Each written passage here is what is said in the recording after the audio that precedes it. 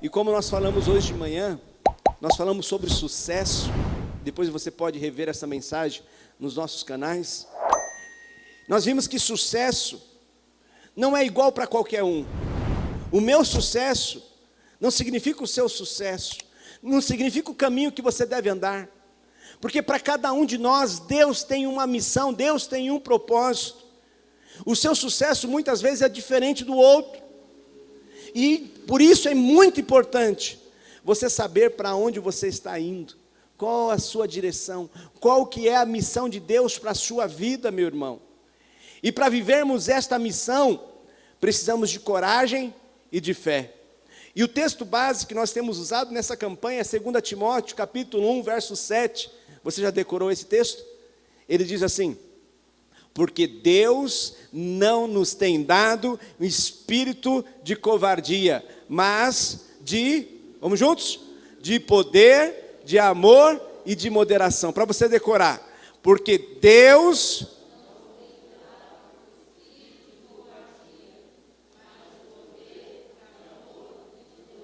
Amém? Deus não nos tem dado um espírito de covardia. Se Deus te deu uma missão, se Deus te deu um propósito, se Deus está te dando esta família, meu irmão, eu não sei se vou casar, não sei se eu vou ter filho, não sei o que vai ser desse menino, não sei o que vai ser dessa menina, mas em nome de Jesus, se Deus está te confiando esta missão, Deus não vai te abandonar no meio do percurso. Deus não mente, Deus não falha, Deus não erra. Então, em nome de Jesus, vamos juntos mais uma vez? Porque Deus...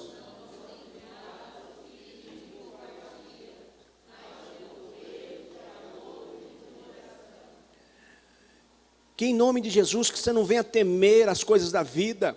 Não venha temer essa oportunidade que Deus está te dando para você ser ali o chefe, ser o coordenador, o supervisor desta empresa, que Deus está te chamando para abrir o seu negócio, que em nome de Jesus, que o Senhor não nos dá um espírito de covardia.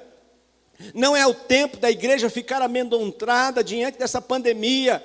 Hoje é o tempo da igreja ser igreja, de igreja ser a luz do mundo e o sal da terra, neste mundo de desesperança. Deus tem te chamado para esta missão, que você possa confiar no Senhor, o Senhor que é dono da vida, é Ele que determina o tempo nosso aqui na terra. Ninguém vai sair do seu propósito, ninguém vai acelerar esse propósito, porque Deus tem o controle, irmãos, da vida e da morte. Muitas pessoas estão morrendo, algumas de Covid, outras sem Covid. E muitas pessoas vão morrer depois da vacina. A morte vai continuar até a vinda do Senhor Jesus. Muitos vão continuar morrendo. Alguns estão se dobrando diante da vacina. E eu creio que, cada um tem a sua opinião, mas devemos todos nos vacinar. Louvado a Deus, louvado seja Deus que nos dá sabedoria ao ser humano para nos dar ciência, para que nós possamos criar vacinas, remédios. Mas não são eles o nosso salvador.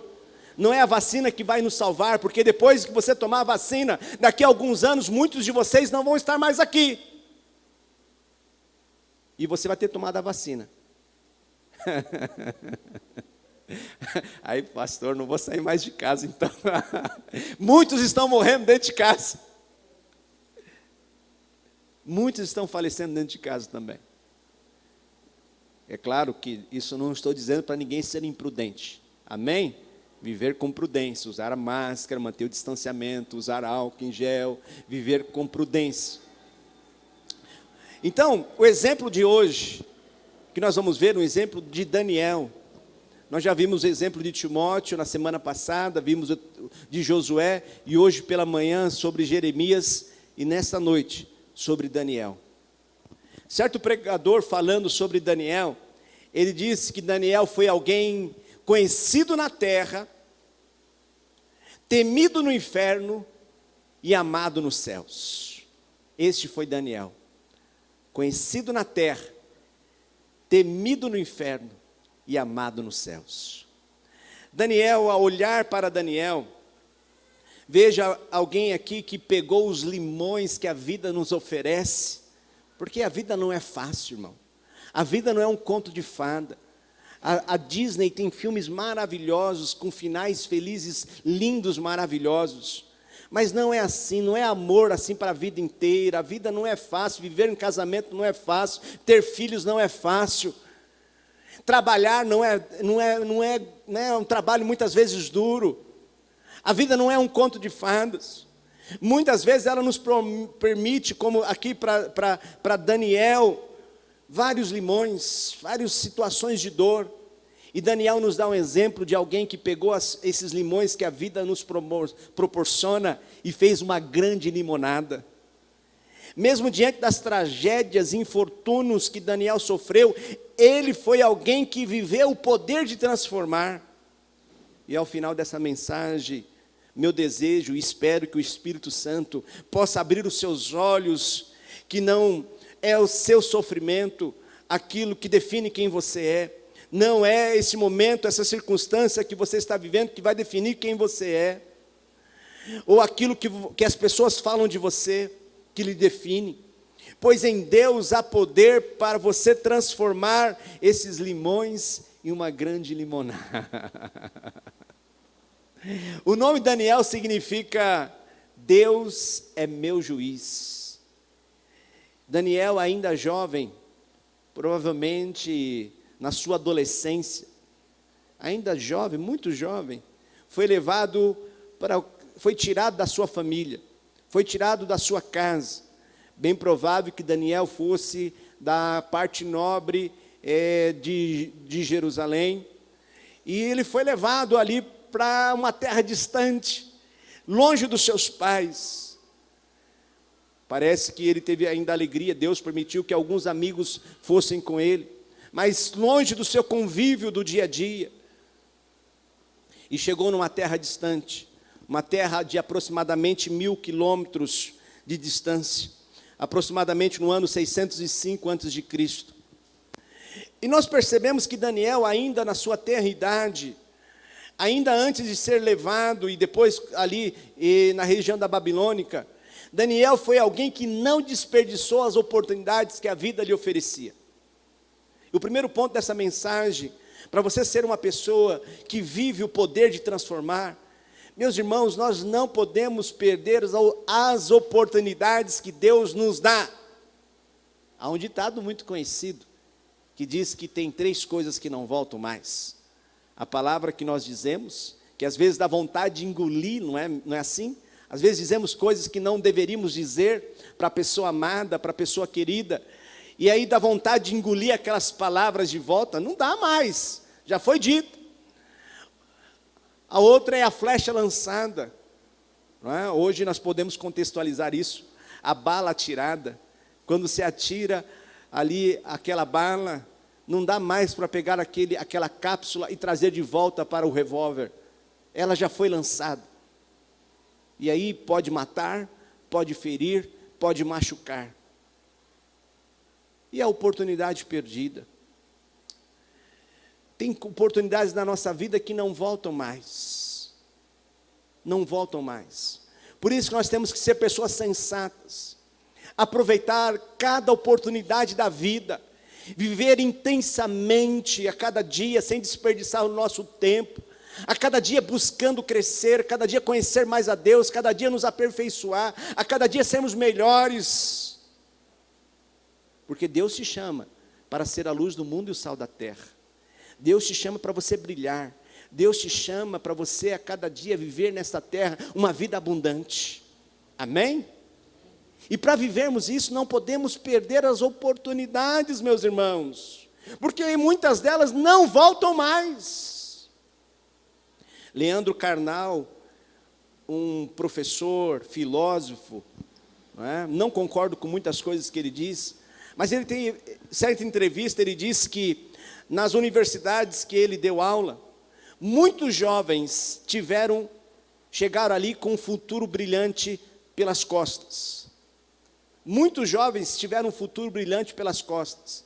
Ele deu aula nas universidades famosas aí no nosso Brasil, e chegavam ali pessoas de riquezas. E ele chegava e ele comentou, o que seria isso? aqueles jovens terem um futuro brilhante pelas costas. Ele estava dizendo o seguinte: é que muitos chegaram bem até a universidade por causa do dinheiro do pai e da mãe, e que provavelmente muitos deles não conseguiriam ir além daquilo que os seus pais proporcionaram para eles. Infelizmente, há uma pesquisa que diz que essa geração de jovens e adolescentes hoje tem o menor, é a primeira geração desde que o teste começou a ser feito, que tem o QI menor do que a geração que está sucedendo. Os jovens de hoje têm um QI menor do que a geração que está se sucedendo. Isso é preocupante. É como o Leandro Carnal diz, muitos desses filhos, muitos desses jovens estão tendo futuros brilhantes pelas costas, porque para a frente, muitos deles estão desperdiçando as oportunidades. Nunca foi tanto conhecimento espalhado, nunca foi tão fácil você fazer numa universidade um curso, nunca foi tão fácil você se aprofundar nas línguas estrangeiras, nunca foi tão fácil nesse tempo os jovens se aprofundar nos conhecimentos. Mas infelizmente muitos deles estão perdendo as suas oportunidades, e muitos deles não estão conseguindo nem alcançar aquilo que a geração minha e de muitos daqui que estão conseguiram alcançar. Queridos irmãos, Daniel nos ensina que nós não podemos desperdiçar as oportunidades. Diz aqui que Daniel era alguém, conforme diz o verso 4, era alguém que era instruído em toda a sabedoria, ele era douto em ciência, versado em conhecimento.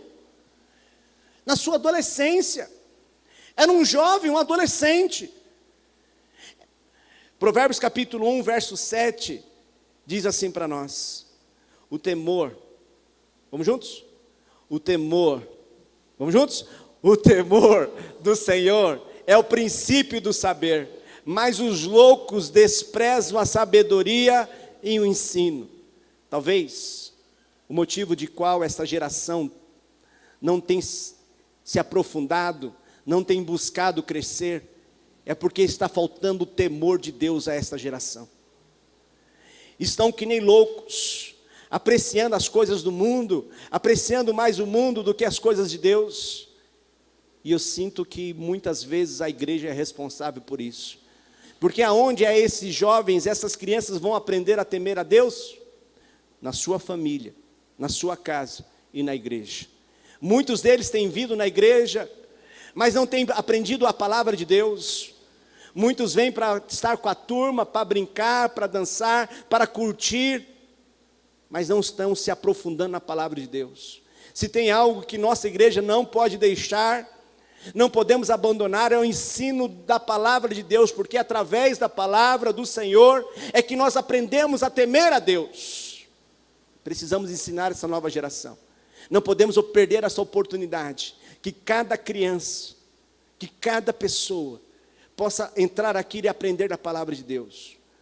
Ontem, conversando com os pastores que esteve conosco aqui no Instituto, e eles dizendo, nossa, mas que bom que tem bastante jovens, adolescentes. Eu disse, esses adolescentes, graças a Deus, que a maioria deles estão aqui desde quando usavam chupeta ainda. E eu tenho foto. E nós, como igreja, não podemos parar com isso. Temos que investir nas nossas crianças, no ensino, no conhecimento, para que elas possam aprender a temer a Deus, porque o princípio do conhecimento é o temor de Deus. Quando os nossos jovens, os nossos adolescentes temem a Deus, eles não ficam na frente do Netflix, assistindo ali a Lúcifer, assistindo ali a tantas besteiras que gastam o seu tempo. Quando nós temamos a Deus, não ficamos de conversinha ali no Facebook, no WhatsApp, gastando o nosso tempo, falando mal dos outros, mas nós buscamos conhecer a Deus que nos criou. Por isso que é importante voltarmos com a IBD. Amém, irmão Abraão? Por isso é importante voltarmos com o discipulado dos jovens e adolescentes. Amém, irmão Cássio? Precisamos voltar, precisamos investir no discipulado. Nós vemos aqui que Daniel, conforme diz aqui, nós vemos que o temor do Senhor é o princípio do conhecimento. Verso 8, Provérbio 1:8 diz: filho meu, ouve o ensino de teu pai, e não deixes a instrução da tua mãe. Vamos juntos? Filho meu, ouve o ensino de teu pai, e não deixe a instrução da tua mãe. Esses dias alguém postou no Facebook, dizendo assim: minha jovem, você quer sair de casa porque a sua mãe lhe repreendeu, mas você continua com seu namorado que continua te batendo.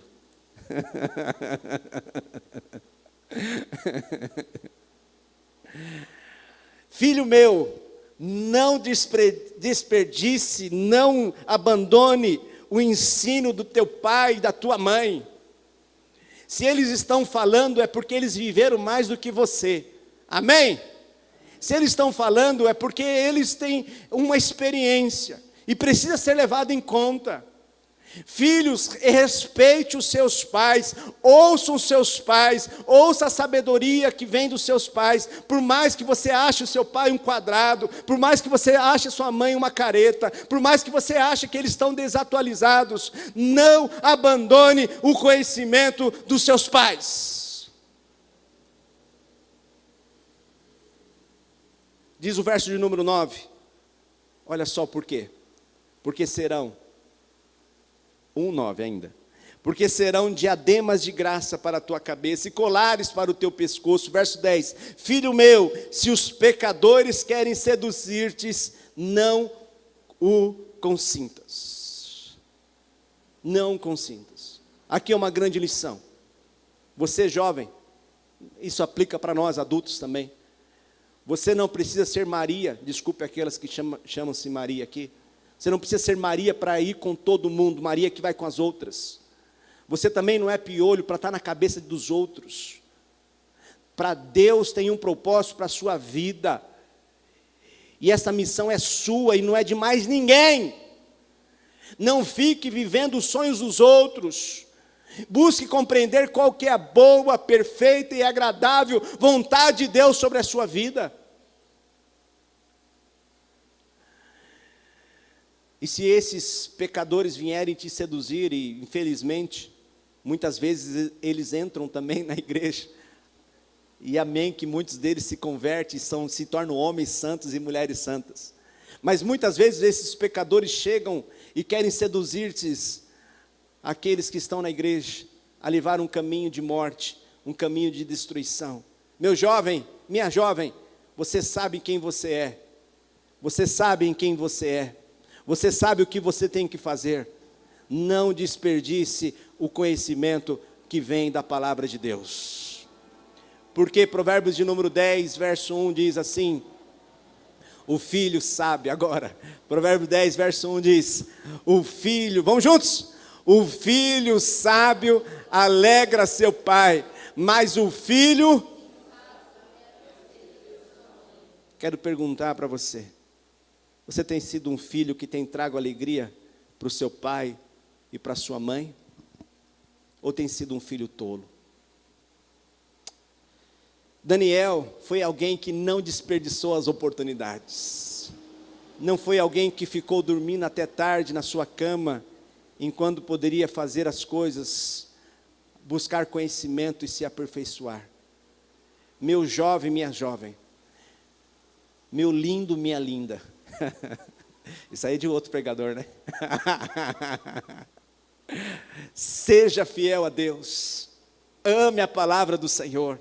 Daniel não desperdiçou a oportunidade enquanto estava com seus pais. E também quando chegou no palácio. Ele tratou logo de aprender a língua dos caldeus. Ele logo ali não desperdiçou a oportunidade. Daniel também, nós vemos no verso de número 5 até o verso de número 9, que diz assim, que o rei determinou que aqueles que estavam sendo transportados comessem então da sua ração e bebessem do seu vinho.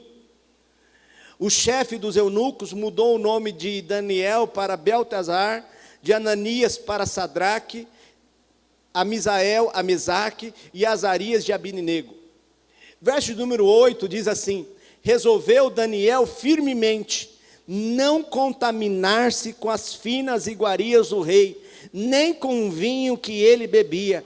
Então pediu ao chefe do eunuco permissão para não contaminar-se. Me chama a atenção aqui, que nós estamos falando de um crente.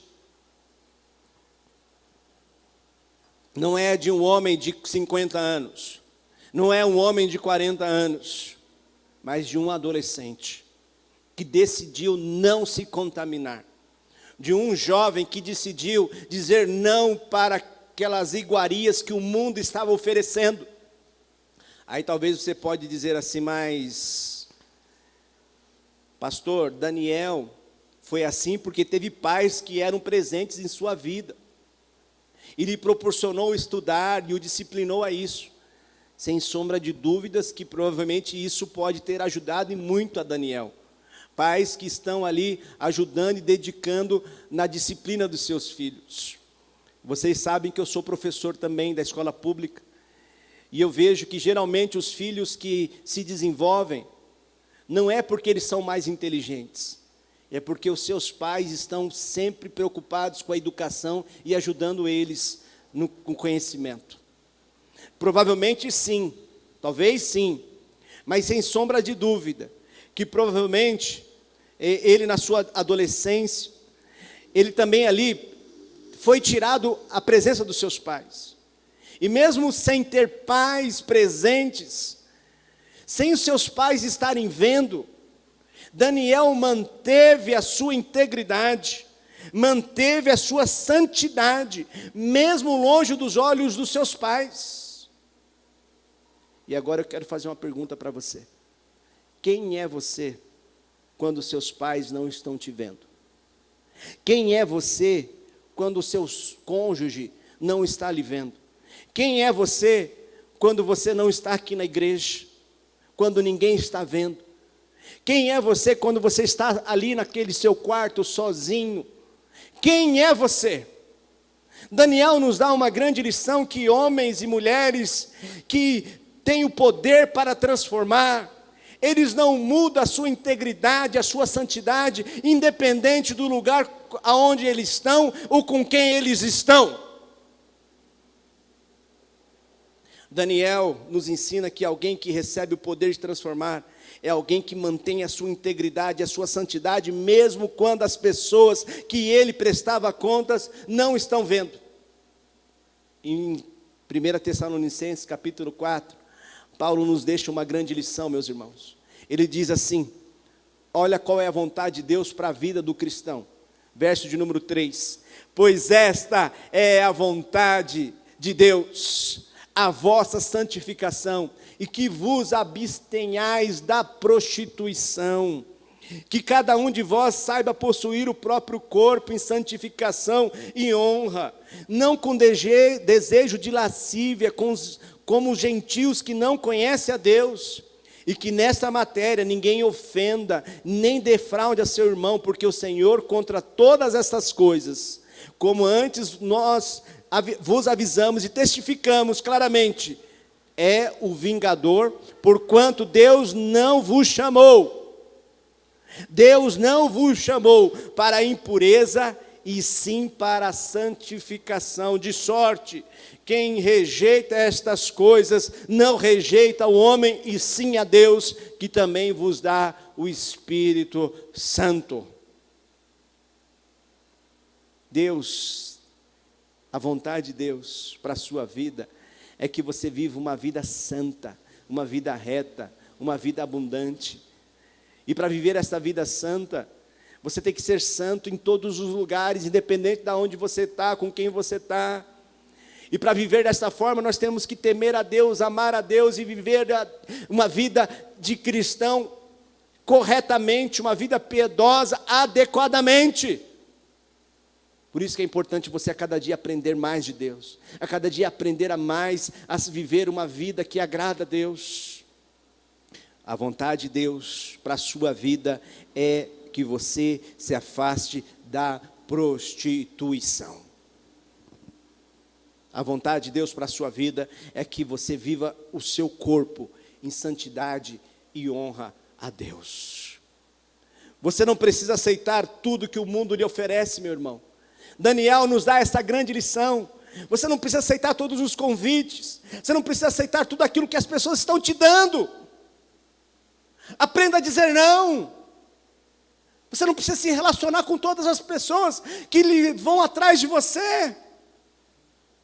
Lucas capítulo 12, verso 15, Jesus diz assim: porque a vida de um homem não consiste na abundância dos bens que ele possui.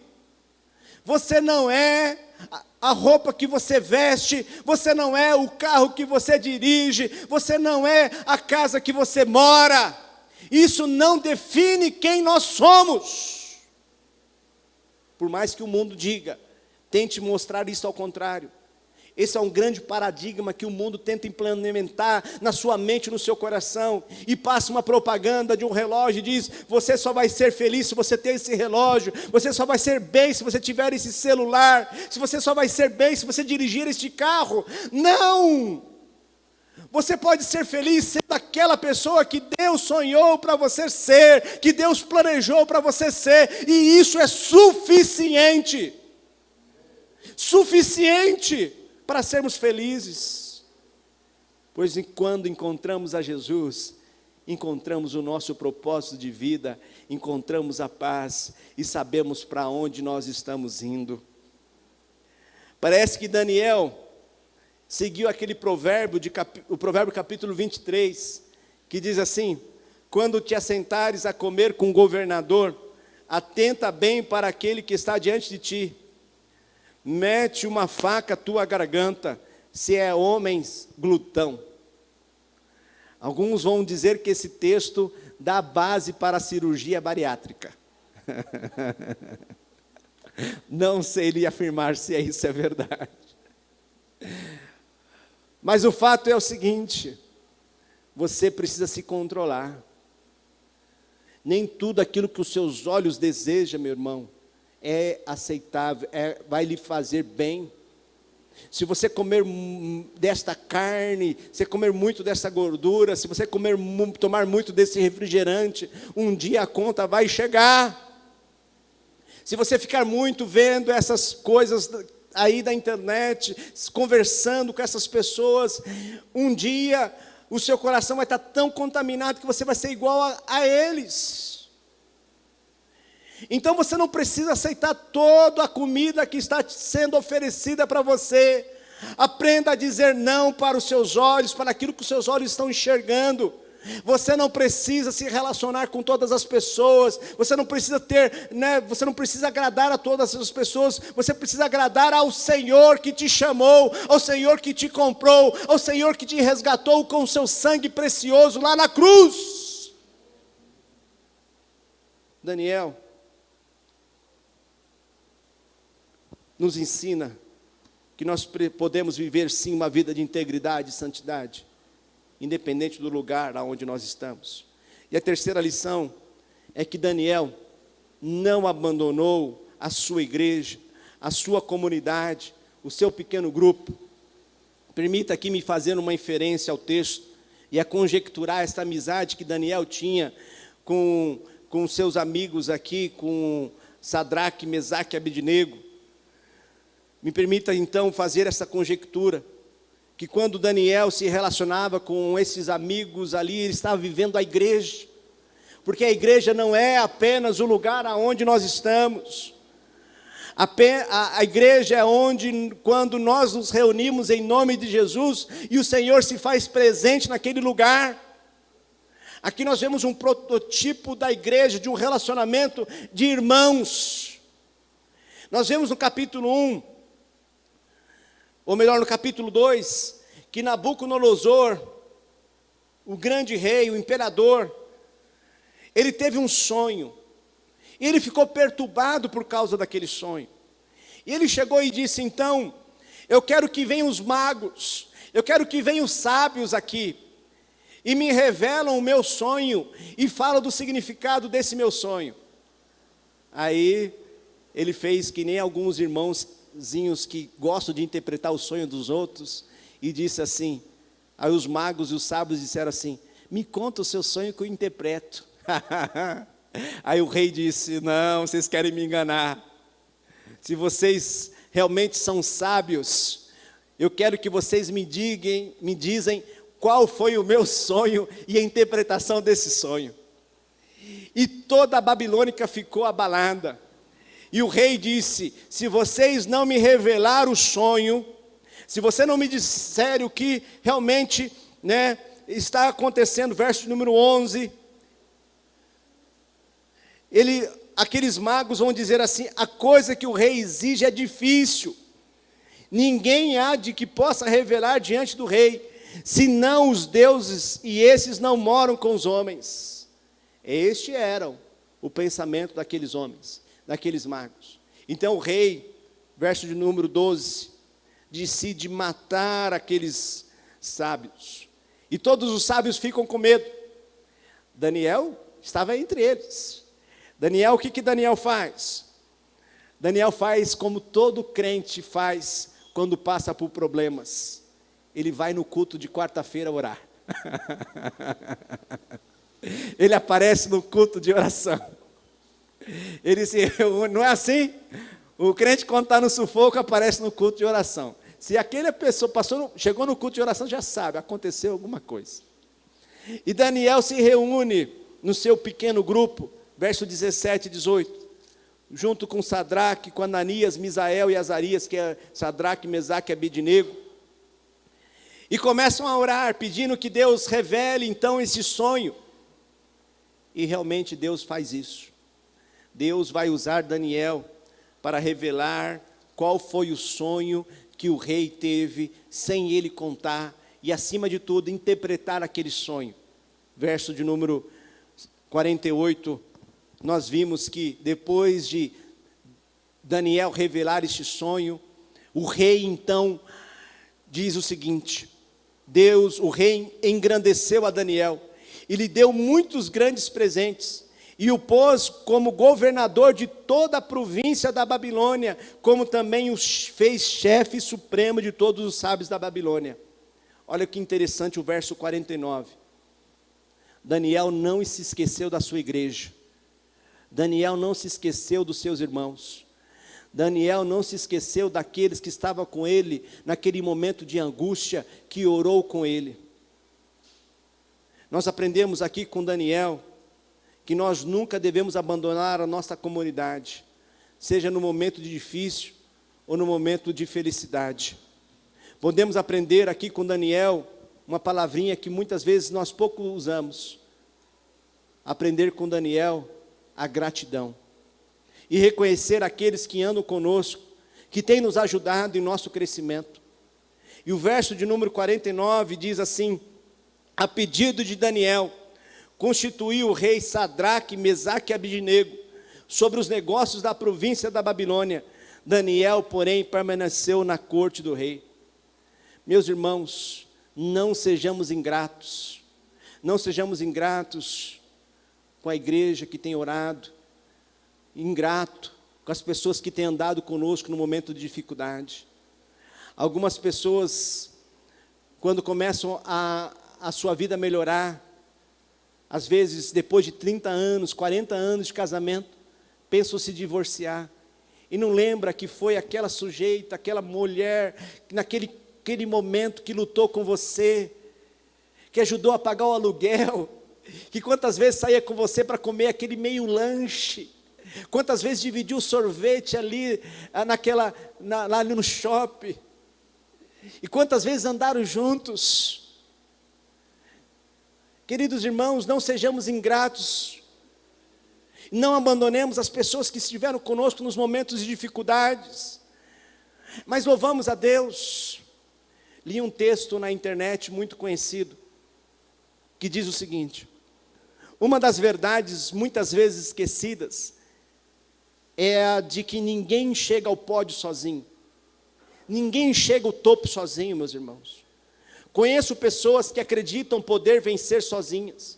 Conheço pessoas que venceram com a ajuda de muitas outras, e que ao chegar ao pódio, se esqueceram das que ajudaram a subir. profundamente ingratas, incapazes de agradecer. Essas pessoas não ficaram muito tempo no pódio e não perceberam que sua queda se deu por não reconhecer quem as ajudou a chegar no topo. Outra coisa que sempre observei é que pessoas e empresas de sucesso são excelentes em buscar e estabelecer parcerias, alianças e associações estratégicas, não sendo egoístas e gananciosas. Essas pessoas e empresas se associam com outras pessoas e empresas, capazes de agregar mais valor ao que fazem, criando um círculo virtuoso de sucesso. Elas conseguem substituir a competição por formas inteligentes de cooperação, onde todas as partes saem vencedoras. Elas sabem abrir mão de algumas vantagens e benefícios, para que a soma total seja maior do que a contribuição individual de cada um. O que se chama isso de sinergia. Queridos irmãos, ninguém que chega ao topo, chega sozinho. Ninguém que se torna um vencedor, chegou ali sozinho. Não sejamos ingratos, reconhecemos as pessoas que estão à nossa volta, desenvolvemos amizade. Se você quer continuar crescendo, se você quer continuar desenvolvendo, aumente o seu círculo de relacionamento, aumente o seu network, aumente as pessoas do seu convívio, não deixe para trás os seus amigos, aqueles que andaram com você. Esteja sempre revendo, agradecendo, tenha um coração agradecido, não queime as suas pontes, não feche as portas. Uma das coisas que eu tenho falado muito a esta igreja, é que os nossos ministérios não devem exercer os ministérios sozinhos. Precisamos fazer discípulos, precisamos ter pessoas trabalhando junto conosco, que a cada dia, que cada pessoa que adentrar esta porta, possa participar, possa desenvolver. Uma coisa que eu fico muito triste, angustiado, é quando alguém assume o ministério e fecha a porta para que as pessoas participem. Alguns até pedem a chave, dizendo: pastor, me dá a chave para eu fechar essa porta. Não, meu irmão e minha irmã, nós precisamos criar uma sinergia entre os crentes, ajuntar as igrejas, o povo de Deus, porque nós temos uma grande batalha a ser vencida, e ninguém vai vencer essa batalha sozinho. O Senhor tem levantado um exército para trabalharmos juntos. Não abandone a sua equipe, não abandone a sua igreja, não abandone a sua família, porque ninguém chega ao topo sozinho. Até o cantor Raul Seixas aprendeu esse princípio. Em um dos seus prelúdios, esse cantor mundano dizia o seguinte: sonho que se sonha só, é só um sonho, mas sonho que se sonha junto é realidade. Vou ler mais uma vez essa letra dessa música.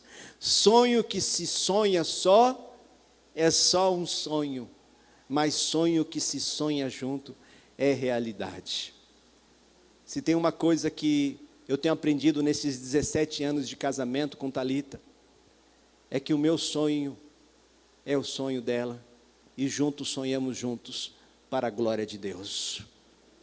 Sonho que se sonha só, é só um sonho, mas sonhos que se sonham juntos é realidade. E eu quero chamar você para sonharmos juntos, sonharmos vermos esta comunidade sendo transformadas, sonhar ver cada pessoa que está sofrendo, recebendo ali um acalento, pessoa recebendo ali a mensagem do Evangelho, seja aqui em São Paulo, seja lá no Nordeste, seja no Sertão, seja na Índia e no mundo. Que a nossa missão seja uma missão local e uma missão global, que nós possamos em nome de Jesus fazer a diferença aqui no mundo. Mas isso, se for só no meu sonho, será só meu, mas se for nosso, vai ser realidade. E é isso que Deus tem conduzido a esta igreja. Em nome de Jesus, vamos sonhar juntos. Sonhe em família. Chame seus pais para sonhar com você sobre essa faculdade, sobre esse curso, de você ser médico, de ser um grande médico, uma grande médica, um grande advogado, um grande juiz. Chame os seus pais, chame a sua família para sonhar junto com você. Chame, pais, os seus filhos para sonhar. com a sua casa própria, sonhar para que vocês possam construir, sonhem juntos, crescendo, se desenvolvendo, e não abandone eles no meio do caminho, porque sonhos que se sonham só, é só sonho, mas sonhos que se sonham juntos, é realidade. Equipe de louvor, quem está andando com você? Quem está andando com você? Daniel não andou sozinho. Ele poderia nesse momento abandonar os seus amigos, mas ele não abandonou os seus amigos, não abandonou a sua igreja, não abandonou o seu Deus. Ele poderia ter batido no peito agora ali como rei, como governante, né, constituiu governador daquela província. Ele poderia ter abandonado aqueles que andaram com ele, mas ele não abandonou.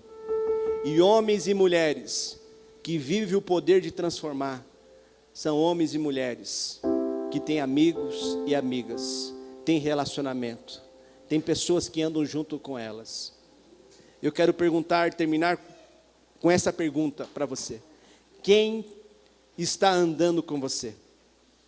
Talvez o sonho que você tem sonhado tenha se tornado em pesadelo, porque você se encontra só. Deus não deseja que você continue nesse pesadelo. Ele veio ao mundo para andar comigo e com você. Porque quando os meus sonhos não são apenas os meus sonhos, mas quando os sonhos, os planos de Deus para a minha vida se tornam os meus sonhos, os meus planos, não há nada e nem ninguém que vai impedir disso acontecer. Talvez você chegou aqui cansado, sobrecarregado, porque você está andando sozinho. Deus não quer que você ande sozinho. Deus levantou uma igreja para ser a sua família de fé. E eu quero dizer nesta noite que você é bem-vindo a esta família. Posso ouvir um amém, igreja? Você não precisa andar sozinho. Pare de andar sozinho, porque aqueles que andam sozinhos dificilmente vão conseguir chegar ao pódio. Mateus capítulo 11, verso 28. Jesus faz um convite para você. Ele diz assim: vinde a mim, todos os que estáis cansados e sobrecarregados, e eu vos aliviarei. Tomai sobre vós o meu jugo, e aprendei de mim, porque sou manso e humilde de coração, e achareis descanso para a vossa alma, porque o meu jugo é suave e o meu fardo é leve. Quem disse que você precisa lutar esta luta sozinho? Quem disse que esta luta é para você lutar sozinho? Daniel procurou os seus amigos para estar junto com ele no momento de dificuldade. Daniel esteve com seus amigos no momento de glória. Que em nome de Jesus, que você nunca mais ande sozinho.